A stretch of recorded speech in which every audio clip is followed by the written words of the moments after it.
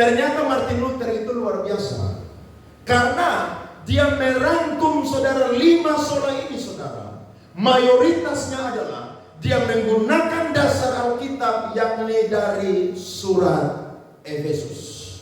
Saudara kalau baca surat Efesus saudara, wow, itu anugerah Tuhan itu sangat-sangat luar biasa. Kenapa? Karena 5 sola ini tidak bisa terlepas satu dengan yang lain. 5 sola ini saling berhubungan, bahkan saling mendukung. Bagaimana Paulus bisa berkata, kemuliaan hanya bagi Allah saja? Karena Paulus sadar bahwa manusia itu diselamatkan hanya karena anugerah Allah. Paulus bisa berkata kemuliaan hanya bagi Allah saja karena Paulus tahu manusia itu diselamatkan hanya oleh iman saja.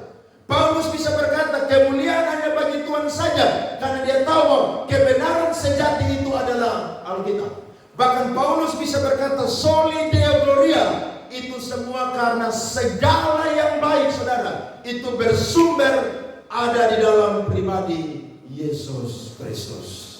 Nah, orang yang bisa bilang kemuliaan bagi Allah saja itu hanya orang yang mutlak saudara diselamatkan. Orang yang mengalami perjumpaan dengan Tuhan, orang yang mengalami perubahan hidup. Orang yang tidak mengalami itu tidak akan pernah bisa mengatakan kemuliaan hanya bagi Allah saja. Sebab apa? Sebab kasih Allah itu saudara begitu besar. Yohanes 3:16 bilang, karena begitu besar kasih Allah akan dunia ini, sehingga ia rela mengaruniakan anaknya yang tunggal.